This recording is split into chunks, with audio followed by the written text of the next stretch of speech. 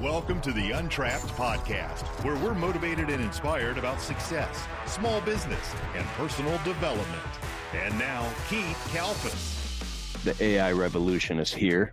We all know it, and we know we have to use automation in our service businesses because our competition is doing it.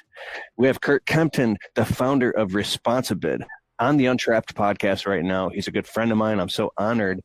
And Curt he built and sold his own service business and then built the best marketing automation software platform that plugs into your favorite CRM, like it plugs into Jobber.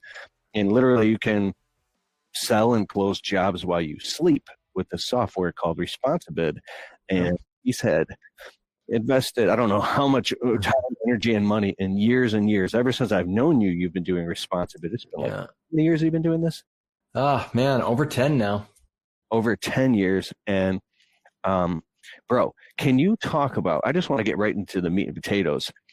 What are lead sources? And if somebody is maybe in their first 1 to maybe even 5 years in their service business and they want to get, their sales and marketing dialed in, their funnel to understand, and they're like, what do I spend money, or how do I market and advertise? How do I know what's going to work and what isn't? What's going to generate the most amount of leads and close the most amount of work?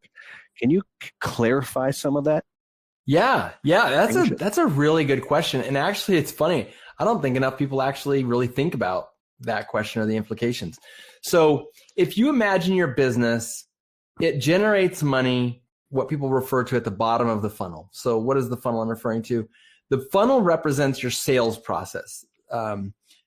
Basically the top, the big area of the funnel at the top, that is all the potential people who have raised their hand and said, I might want to do business with you. So if you had a store, it would be all the people who walked through the door of that store, even if they're window shopping, those are all opportunities. If you have a store with a window front, anyone who's walking by the front of your store, they're not a lead because they never actually put themselves into that raise their hand position. So someone visiting your website, they did not enter your funnel. They only interacted with marketing. They never had an opportunity to intersect with the sales process. So the top of the funnel is, you asked about the term lead sources. So who is throwing stuff into the top of your lead funnel? When I started my cleaning company, the first thing I ever used was a company called Money Mailer. I knew that I got those coupons in the mail. I saw stuff in it all the time. So I called the number for Money Mailer and I said, what would it take for me to get in your envelope? And they charged me, I want to say like $500 to be in a buttload of envelopes as long as I provided for them my coupon. So I sent them the money. I sent them my ad, and then they sent out an envelope with marketing in it. And every time someone called that number into my business, they became a lead. They went into the top of my funnel. Now, does that guarantee they're going to come to the bottom of my funnel? Does that mean they're going to spend money with me? No, it does not. It means that I spent money to just get someone to raise their hand. And you do that on AdWords. If you spend money trying to get your business to organically rank better on Google or, social media or whatever, all of those effort pieces that you're putting in, they come at a cost, but maybe not a financial cost. Maybe it's an opportunity cost or just the time of your time costs. But either way, we spend a lot of time trying to get in front of a lot of people. I remember I did a marketing campaign once that completely flopped. Didn't send me one lead, but I paid I want to say it was like $2,000 to be at a golf course. They had a sign, this whole sponsored by sign, and I had my cleaning company on it thinking, hey, your wife is at home. Call this number and get a quote for window cleaning so that your wife can be happy with you out golfing. I never got a single lead off of that. I thought it was a really good idea, but I spent money and never got any leads, let alone sales. So everyone listening to this probably knows, okay, I get the idea of a lead source. I'm spending money on lead sources. But I don't think many people could tell you off the top of their head, this lead source sent me this many leads. They converted at this rate. The average ticket price of a lead from this lead source results in this many dollars per job, or this many dollars in total over this period of time. So in the case of the golf one, it was really easy to calculate. I got 0 leads. So I didn't even have a close rate to measure, and I didn't have any average ticket prices to measure, and I didn't have any total dollars work to measure. But with Money Mailer, let's say I got 10 leads, I closed 50% of them, and the average ticket price of those jobs was, say, $500. You could actually decide with that information available to you when Money Mailer calls you next month and says, hey, we're getting ready to put together another envelope. You want to be able to say, like, if I give you $500, it looks like you're going to give me back $2,500 in jobs, and I'm not going to have to give 1 million free estimates to just get 2 of them to close. Like, these are good customers that spend good money and close pretty easily. So that's good. But if the local arts center calls and says, hey, we want you to sponsor the next ballet, and we're going to charge you this much to hand a flyer to everybody who walks in. Okay, that's cool. Let's measure it. What if I did 40 leads and I closed 2 of them, and the average ticket price was $800 a piece? Now we got a little tougher thing. Like, okay, they have a high average ticket price, but I did have to give 40 estimates. And what does that mean to you? Is that just over the phone? Did you have to go drive? Like, you know what giving a quote costs for your company, like how much effort goes into it.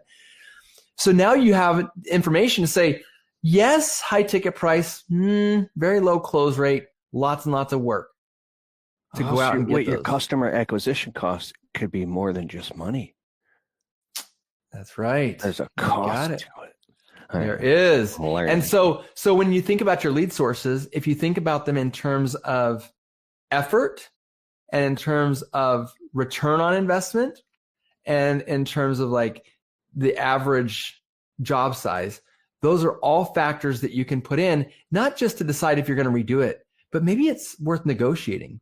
So next time when the arts center calls up and says, we have a ballet in town, you go, I really appreciate you letting me do this. Let me tell you, we have kind of an ROI thing around here, and we didn't, last time was not quite there. If we could advertise for $200, it'd be worth it to me. And I can tell you that number off the top of my head really easily because I just know what it is. Because you would be able to negotiate now from a position of power or knowledge, as opposed to most people who are just working off their gut. Let me tell you something most service business owners never realize. You're spending money on Google Ads, Facebook, maybe SEO, maybe yard signs or flyers, but you have no idea which marketing is actually making your phone ring. That's where CallRail comes in. CallRail is call tracking software that shows you exactly which marketing source generated each phone call. So instead of guessing where your leads came from, you actually know. And when you know what's working, you can double down on it and grow your business faster. If you want to try it, go to keithkalfas.com/callrail. That's keithkalfas.com/CALLRAIL. So you start to track these things, but one of the good news is once you get a customer, you can turn them into a client and then get referrals from them. So it's like an engine. But if you track all this stuff, how would you even track it? Well, it's a nightmare to do it by hand. But yeah, as long as every quote that comes into your system, I know on ResponsiBid, we just do it automatically. Every single quote that comes in, we track where it came from, and then we give you that number on a platter. We just tell you what it is. Now your CRM might have a report you could run. So the reports that you'd be looking for is close rate by lead source, average ticket price by lead source. Those 2 numbers are really, really important. Now, total leads by lead source should be part of both of those reports, I would hope, but that's an important factor as well. Like if you only got one job and it was $1,000 job, you might be tricking yourself into thinking, oh my gosh, this lead source gives me big old fat jobs. Well, it gave you one and nothing else, which, that is data, but one data point's really hard to make a decision from. So lead sources can be like Google Maps, Facebook, Instagram, TikTok, Angie's List. If I don't think Home Advisor even exists, but I'm just going down like the list. Walk-ups, referrals, flyers, door hangers, bandit signs, like all these different things are lead sources. Like I remember ResponsiBid last time I looked told me that 83% of all my leads from the lead sources, like the funnel, it shows coming from Google, Google that's big. Maps. So I would actually tell you that that's another really important piece of data. You may need to be looking at diversification. Yeah. You don't want all your leads coming from one place. That puts you in a real position of, it moves you from a farmer to a hunter, which is cool because you know what part of the woods or what, where your fishing hole's at. The problem is that if they start charging you some unreasonable amount of money, or for whatever reason they blacklisted you or whatever, then you are up a creek without a paddle, which you obviously don't want. My friend's Google Maps business location he's had up for 12 years just got suspended, and he doesn't know why, and it's this common thing. But luckily his is flipped. 80% of his business comes from Facebook, and only 20% from Google, so he's not too worried at the moment. But what happens when Facebook does it? You know what? Facebook actually, that's funny you say it. Facebook banned ResponsiBid's ad page. We have to run our ads from a page called ResponsiBid Info, which isn't even a real, it's a real page, but we don't do anything on it. But we have to run all of our ads from it. Why? Because we participated in hate speech. So I was like, oh, that's funny. When we got hate speech, we're like, oh, that's funny. So I sent them a message and I said, I'd like to appeal this because I'd like you to tell me what we said that was hate speech. Literally 30 seconds after I replied that email, thinking this is just some weird, funny misunderstanding. The next one is, you are permanently banned. The appeal is closed. Thank you for reaching out. I have no say. So anyway, I'm just saying, Meta has the same exact ability to just drop the hammer. So that's why we do want to look. People are on digital. Google is important. Don't ever trick yourself into thinking, oh no, I'm getting a significant amount of stuff from Google. What are you supposed to do? That's a big lead source. It's important. But paid ads versus organic ads, that would be important to pay attention to. I like that your friend is getting stuff from Facebook in addition to Google. And then the other question is organic versus paid on Facebook or Meta. And then there's Instagram versus Facebook. And then, you mentioned, TikTok. But what other kinds of channels could you open up just to make sure that nobody's got you by the short hairs, This is so critically important, because think of, we're making good money in the business. Let's upgrade our lifestyle, honey. We're getting a new house. We're getting, it's of course you can get the Range Rover, and all of a sudden the hammer drops and you're joking. Yeah. Something like that. Well, you're putting a lot of faith. People talk about faith, I don't know if you're a spiritual, actually, I do know you're a religious guy. What am I talking about? We're friends. Listener, I don't know if you're spiritual or religious, but I'll tell you, there's a lot of people out there I don't have faith in anyone except for myself. Well, this is the perfect example of you have so much faith in Mark Zuckerberg, you don't even understand, right? Your buddy that has the big portion of his leads coming in, he gets on his knees every day and prays to Mark Zuckerberg. Now I'm being a little over the top here. My point is that he doesn't feed his family if Mark Zuckerberg doesn't bring him back his leads. And if you think of it that way, there is a little, even though I'm going over the top and I'm being, a little facetious, I still want you to sit and think for a second. How much are you depending upon any other one person? How much control over your business are you giving out? And if you just look at it that way, you may want to change something about your business. Don't stop getting leads there if you're doing it ethically and good. Keep going. Just see if you can balance it a little bit. You need to build your customer list and have a great relationship with all your customers. Name, address, email, phone number, all that stuff. Send them Christmas cards or whatever, however you do it, to make sure you're always on top of mind. And wow. Yeah. I'm really thinking about, actually, I think about this all the time. For instance, let's say you have a YouTube channel and it gets shut down for some reason. To me, I went diversification by desperation, and I spread myself too thin. I don't understand how people put their eggs in one basket. So I did that in the service business in the beginning by offering way too many services. And so with all these different lead sources, I'll get back on the topic. How does somebody know how to identify what to double down or triple down on? How does that work then? Yeah. So if it's working, and you're throwing gasoline on a fire with something, you double down on it. You maybe even you triple down. But what that's going to require when you throw gasoline on a fire is that it means your operation is going to grow, which means that it's a teeter-totter, right? So you get more work than you can handle, so you buy another truck, get more people going. And this is sometimes it's a slower teeter-totter. Like, I don't want to make it sound like this is a fire that overnight something is going to be so dramatic that you're buying trucks every day, or even every month. But over a season, you might decide that you've thrown so much gas on it that you got to do 1 or 2 extra trucks, or maybe you could even double your business in a season. Like, especially when you're smaller, it's easy to double. But you keep an eye on that graph, because if you've doubled down to the point where your operation is more than half on any one lead source, at that point, probably stop doubling down, because your operation is becoming too dependent on that. And maybe start putting some energy into double or triple. Like, you want to have, it's like all your fruit hanging off of one heavy olive branch that's like it could snap and all the fruit could drop. It should grow evenly and disperse and have deep roots. Now, I know people would fight me on that, and it's a good debate to have. I would actually be willing to debate this topic with someone, but what I would say is that 2 to 3 lead sources. If you're between that 33 to 50% range of your leads coming from one lead source, that's a heavily invested, hopefully very successful lead source. That's good.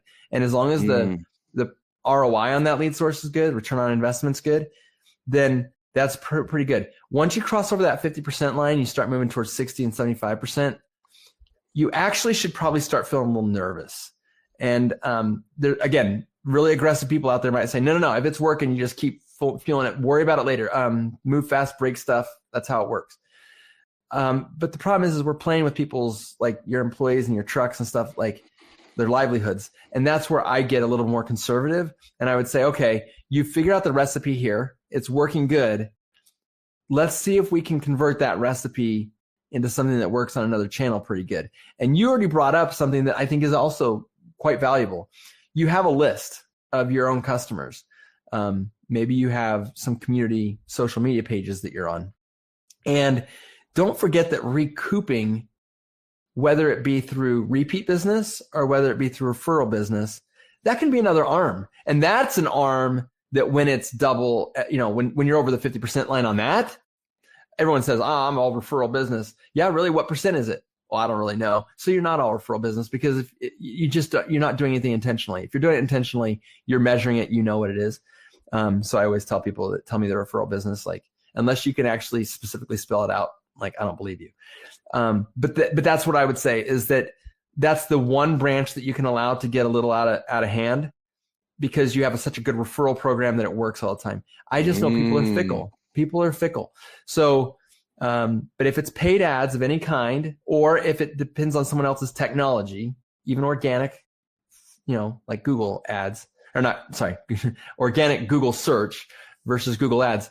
Like, if you've got 30% coming in through paid search, and then you got another, or paid Google search, and then you got another 30% coming in through organic Google search, and then you had another 33% coming in through referral, that's a very healthy business. Like, you're not beholden to anybody. You're going to do so great. That's awesome.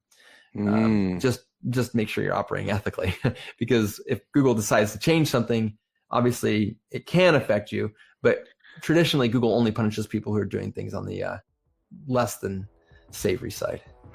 All right, real quick, I want to tell you about something that honestly blew my mind. If you run a landscaping business, pressure washing, window cleaning, or really any home service business, you already know how important your website is. But most guys either have a terrible website, or they paid some designer thousands of dollars and it still doesn't bring them any leads. That's why I partnered with a company called Rebolt. Rebolt uses AI to actually build and optimize your website so it ranks on Google and helps you show up when customers search in your area. We're talking about professional website design built for local SEO and optimized to help you show up in the Google 3-pack. This is not one of those junk AI website builders. These guys are legit. If you want to check it out, go to keithkalfas.com/Rebolt. That's keithkalfas.com/rebolt, REBOLT. Go see what they built. It's seriously impressive. So you might like get a lot of people are finding you on Google Maps and seeing your positive reviews and they're calling, but it means you might also want to get good at running Facebook ads, but also some postcard marketing, get good at like a few different things to make sure you understand how to get leads and get business coming in. So if one of those gets cut, all of a sudden you're not bleeding out, that you have these other arms out there. Like it's like a... Yeah, Monty Python, like the guy guarding the bridge. Yes, I would say this though. If you have like really good reviews and that's bringing you a lot of leads, you might say, well, that's safe. That's super organic. Well, we already know that like Google can shut down Google My Business like tonight, and you know that they probably won't. But if they did, like that would be pretty negative for you. But you have all those reviews that you could use to make postcards with. You could use to make email campaigns with. So we're rolling out a service, or it's that time of year for whatever service to be performed. So here's a cool couple testimonials / reviews that I could use to bake into it. So that's another thing about a successful arm of your business is that, you know, I'm telling you to be conservative and try to spread the love around, but don't forget that you can use that learning or that information. If you know that a specific ad is working really good on Google Ads, well, by all means, take the copy of that ad and throw it over into Meta, or throw it into maybe a group, like a neighborhood community group, if they'll let you post stuff like that. Bro, that's got us millions and millions of hits on social media. Is at least once a year, I'll comb through everything we posted on all platforms, and I'll reorganize it by what got the highest ROI. And there it is. I just take it, boom. It's called reposting your winners. And then those again become the biggest hit, and they'll hit a whole completely different audience. And so it's like you're recycling 80-20. Well, actually, it's the top, depending on what you post, like the best stuff. So if you have all these lead sources and you have something that's working here that really works, it might be able to transfer over or cross-pollinate and work over here. Yeah, that's right. And So actually, I don't have to tell you this because you're a YouTube. In fact, you actually might have been the one who told me this, because I don't really know a lot about YouTube. But I guess Mr. Beast or what are these other like really popular YouTubers do is like when they first launch a video with a thumbnail on it, they like change it 2 or 3 times. And then when the one that wins, that's the one that stays on it basically forever, or the title of the video, right? Am I right about that? Well, they've taken it to a crazy new level now. They're taking the thumbnails and titles, and I don't know where they're running it, but they're literally spending money running it as ads and judging the click-through rates, impressions, click-through rates, and of what thumbnails and titles are getting the highest amount of conversions. And so they're spending money to test which will even be the thumbnail and title for their video before they even post it live organically for free. So they're investing money into the organic content to see what is. Does that make sense? Yeah, that's pretty interesting. I wonder what platform they're able to get people to click on to learn that ahead of time, because that is the thing, right? Like when you know something worked over there, there's a pretty good chance it'll work over here. Because human psychology and emotions, that's the same. So imagine creating, 32 or 64 different iterations of something and then picking the best possible one. That's what you name your video and make the thumbnail. So when you do make it go live on the best possible hour of the best possible day, the highest amount of people are going to click and watch it. And then with the amount of watch time delivering on the promise, or if people are coming into your funnel through your lead source and you've done the marketing math and the due diligence and you understand what customers want, then they'll come and you use preeminence to position yourself as the obvious choice. So they don't want to go anywhere else. Yeah, that's right.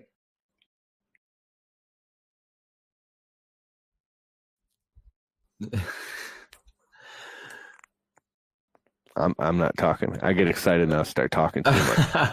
You're the guest, bro. Well, I don't know if you have a question for me. One thing you mentioned just got me thinking a little bit. Sales funnels. I talked about putting leads at the top and then money comes out the bottom when they buy. Yeah. I think there's a couple of things to just pay attention to, and maybe we should just quickly touch on this topic. That is that when a lead comes in, you from that point forward control that customer experience. Now, if you do nothing, they're still having an experience, right? Like if someone sends a web form in or calls and leaves a voicemail, whatever voicemail they heard, you controlled that. However fast you called them back, you control that. Whatever you said when you called them back, you control that. If you're not teaching someone what to say, but just tell them to return messages, whatever they say, you are not taking control of that, but you hired the person, so therefore you control that. And however many times you email them, what the quote looks like that you give them, however many things are on the quote that you give them, when they don't purchase and you continue to follow up or not follow up with them, you control all of that. And so if someone says you're really responsive, overly responsive, they say that you are a good value or not a good value, when they say that you are a customer service company who just happens to do X, you're in control of the experience that the person's having based off of what you have systematized or automated. And all of that is inside the funnel. That's the part, that's the cogs, that's the stuff that's all working in there.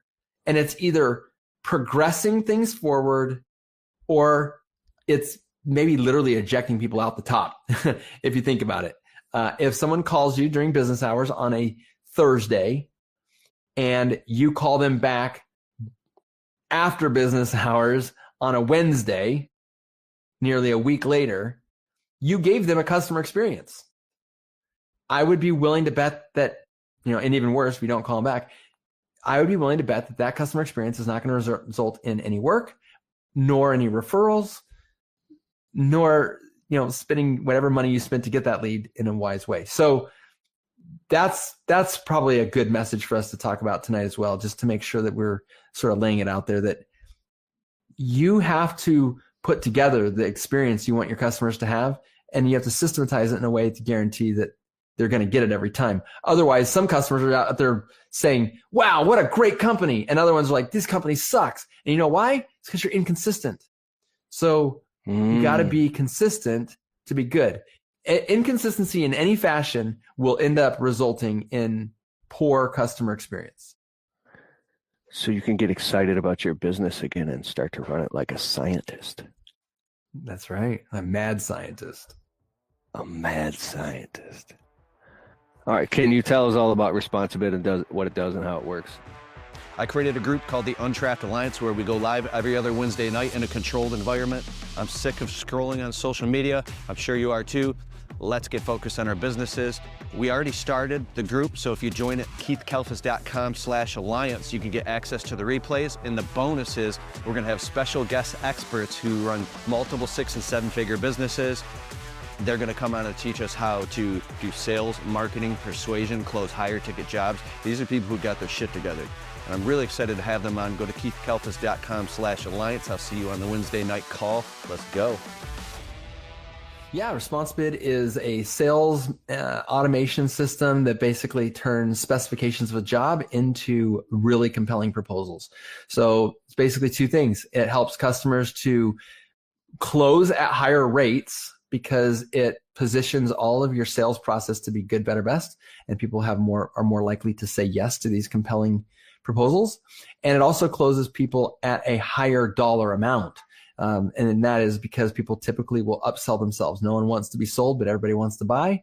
And ResponsiBid helps you to be able to close more jobs at higher average ticket prices because these proposals will help people to see value propositions, envision their life with those value propositions, and then finally attach whatever dollars it takes to make that happen. Most people, your competitors, are all selling the opposite of that. They're all saying, you want a house wash? It's $200. All right. Well, what does my life look like? And, is it worth $200? Well, I don't know, because you didn't give me any value proposition and you didn't really explain to me what my life would look like with that house wash. But we help people to sort of see, we remove everything from the house, grime wise, just like every other company, but we also make sure that all your plants are protected. We make sure that maybe have a package that offers a wax at the end to help prevent future mold growth in this particular climate, or whatever it may be. This one includes gutter whitening with it. This one doesn't. This one includes a roof cleaning with it. And people can start to see like the difference of just what it would be to just buy a house wash. And people, when they're given options, are much more likely to say yes, and to a higher dollar amount. I know myself on my phone, I get emails. John Jones is ready to book his $449 window cleaning because he went on my website, clicked how many windows he had with ResponsiBid software, and it's like he's ready to book. And I was at a live event, and somebody was like, during the live event, they use ResponsiBid, your software, and they closed something like a $3,800 job, and they weren't there doing anything because it was fully automated on the front end of their website. So this is the future, bro. Yeah. Well, and I know that there's a lot of people who want to sell in person. Our software works for people in person. All the follow-up that goes out before and after an in-person quote or an over the phone quote, website quote, all that is engineered to bring all those experiences into one. It's the same reason that like some people want to go through the self-checkout line at the grocery store. Other people want to go through and work with a human. But at the end of the day, same barcodes are being scanned, there's consistency, right? And that's what a system does, is it provides the experience that the customer needs to have with the consistency that you need to provide as a company. So ResponsiBid has helped a lot of service business owners make a lot of money. Yeah, I love that. Yeah. That's amazing, bro. I've been a ResponsiBid affiliate for years now. You can go to keithkalfas.com/resources. Scroll down, you'll see ResponsiBid, and you can go there and sign up and try it in your business. Is there anything else, Curt? And you get a discount. If you buy it from my buddy Keith, not only do you get a great piece of software from a great guy, but you get a discount on it, and you support a show. So that's awesome. That's amazing. So, and wrapping up, Curt, anything else you want to say about automating the sales and marketing in your business? Any mind bombs? I don't know that I have any mind bombs, but I just want to say, man, if you guys are listening to Keith, just keep with it, guys. The fight is real. The fight is worth it. And maybe you can't get 100% better today, but if you can get like 0.5% or 1% better today, right? And I think that's what Keith has sort of dedicated his life to, is helping people to just polish off the edges. And the funny thing about sanding off the edges is that, each stroke of the sandpaper might not be super impressive, but if you just stay at it, you can really make some beautiful stuff. And I think that's what you guys are doing here. That was amazing. That is very true. Keep going, keep putting one foot in front of the other, even when you don't feel like it. And you'll look, I always say there's this version of you who's figured it out and has what you want, that's saying, come on, keep going, you got this. And you just keep walking the line. And then you end up in that place one day and you're just in tears because your life is, these blessings have come to fruition because you had faith and you kept walking the walk. Yeah. And you either, whatever it is for you, those dreams are absolutely real if they're placed in your heart. If God placed them in your heart, they can actually absolutely come true. So thanks for being on Untrapped podcast, Curt Kempton. And for you listeners that I so much appreciate, we're crossing 1 million downloads right now. I'm so thankful. And please go take 20 seconds, whatever platform you're on, please leave the show a well-worded review so it boosts the rankings. And I appreciate you so much, and see you on the next show. Thanks, Curt. Thank you. Bye. Hey, I hope you liked the show. And if you like the Untrapped podcast and you get value from it, can you please take a minute and go over to Spotify and leave it a well-worded positive 5-star review? It helps boost the rankings on Spotify so the show can get to more people. Therefore, these messages can get out to more people and inspire more people so then they can go out and start their small businesses and crush it and get to the next level. It's a huge deal. All right, I'll see you in the next show.